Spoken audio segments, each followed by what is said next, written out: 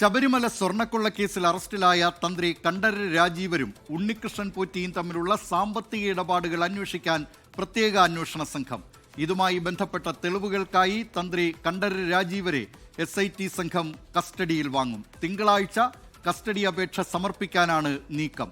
സ്വർണ്ണക്കൊള്ളയിൽ അന്വേഷണം തുടങ്ങിയ ED പ്രതികളെ ചോദ്യം ചെയ്യുന്നതിനായി ഉടൻ കസ്റ്റഡി അപേക്ഷ നൽകും. വിവരങ്ങളുമായി തിരുവനന്തപുരത്ത് നിന്ന് ഷിജോ കുര്യനും കൊച്ചിയിൽ നിന്ന് വിഷ്ണു സുരേഷും ചേരുന്നു. ആദ്യം ഷിജോ കുര്യനിലേക്ക്. ഷിജോ, പ്രത്യേക അന്വേഷണ സംഘം ഈ കണ്ഠരര് രാജീവരെ ഇന്ന് കസ്റ്റഡിയിൽ വാങ്ങാനായി അപേക്ഷ നൽകുമോ? എന്തൊക്കെയാണ് ഇതിന്റെ വിശദാംശങ്ങൾ?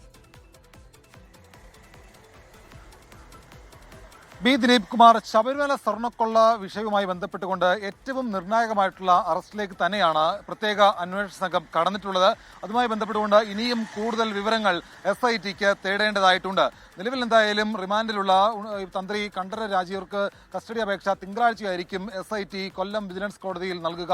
അങ്ങനെ ഈ തിങ്കളാഴ്ച SIT കസ്റ്റഡി അപേക്ഷ കോടതിയിൽ നൽകിക്കൊണ്ട് തന്ത്രിയെ കസ്റ്റഡിയിൽ വാങ്ങി വളരെ വിശദമായിട്ട് ചോദ്യം ചെയ്യുക എന്നുള്ള നീക്കത്തിലേക്കാണ് SIT കടക്കുക. നിലവിൽ എന്തായാലും SIT തന്ത്രിയെ അറസ്റ്റ് രേഖപ്പെടുത്തിയതോടുകൂടി ഇതിനകത്ത് ഇനിയും ഒരുപാട് കാര്യങ്ങൾ മറനീക്കി പുറത്തു വരേണ്ടതായിട്ടുണ്ട്. പ്രത്യേകിച്ച് ഉണ്ണികൃഷ്ണൻ പോറ്റിയും തന്ത്രിയും തമ്മിലുള്ള ഇടപാടുകൾ എന്തൊക്കെയാണ്, ഇവർ തമ്മിലുള്ള സാമ്പത്തിക ഇടപാടുകൾ ഏതൊക്കെ രീതിയിലുണ്ടായിരുന്നു, എത്ര കാലമായിട്ട് ഇതിങ്ങനെ നടന്നു വരികയായിരുന്നു. അപ്പോൾ അതടക്കമുള്ള കാര്യങ്ങൾ SITക്ക് കണ്ടെത്തേണ്ടതായിട്ടുണ്ട്. നമുക്കറിയാവുന്നതുപോലെ തന്നെ ഉണ്ണികൃഷ്ണൻ പോറ്റി ഈ ശബരിമല സ്വർണ്ണക്കൊള്ള കേസിലെ ഏറ്റവും മുഖ്യ പ്രധാനിയായിട്ടുള്ള ഒരാളാണ്. അപ്പോൾ അങ്ങനെ ഒരാൾ എങ്ങനെ ശബരിമല അയ്യപ്പൻ കഴിഞ്ഞാൽ വിശ്വാസികളെ ഏറ്റവും അധികം സ്നേഹത്തോടും ആദരവോടും കൂടി കാണുന്ന ഒരാൾ എന്ന് പറയുന്നത് തന്ത്രിയാണ്. ആ തന്ത്രിയുടെ അടുത്ത് എങ്ങനെ ഇത്രമാത്രം സ്വാധീനം ചെലുത്തി എന്നുള്ളത് SITക്ക് കണ്ടെത്തേണ്ടതായിട്ടുണ്ട്. അപ്പോൾ ഈ SIT സംഘത്തിന്റെ മുമ്പിലുള്ള പ്രധാനപ്പെട്ട ലക്ഷ്യം തന്ത്രിയെ കസ്റ്റഡിയിൽ വാങ്ങുക, ചോദ്യം ചെയ്യുക, ഒപ്പം തന്നെ ഉണ്ണികൃഷ്ണൻ പോറ്റിയുമായിട്ട് ഒരുമിച്ചിരുത്തി ചോദ്യം ചെയ്യുക. ഇവർ തമ്മിലുള്ള സാമ്പത്തിക ഇടപാടുകൾ അത് ഏതൊക്കെ കാലഘട്ടം മുതൽ നമുക്കറിയാം. ശബരിമലയിൽ കീഴ്ശാന്തിയുടെ സഹായിയായിട്ട് ഈ പറയുന്ന ഉണ്ണികൃഷ്ണൻ പോറ്റി സന്നിധാനത്തേക്ക് വരുന്നു.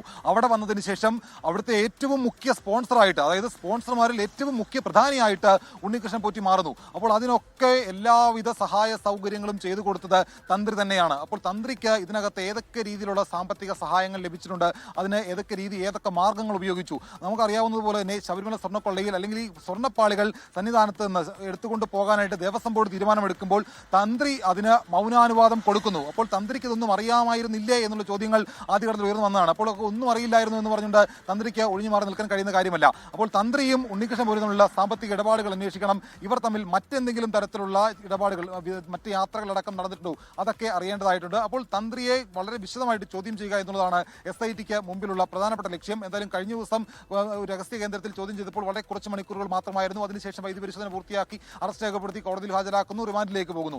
ഇനിയിപ്പോൾ കസ്റ്റഡി അപേക്ഷ തിങ്കളാഴ്ചയായിരിക്കും കൊല്ലം വിജിലൻസ് കോടതിയിൽ SIT നൽകുക.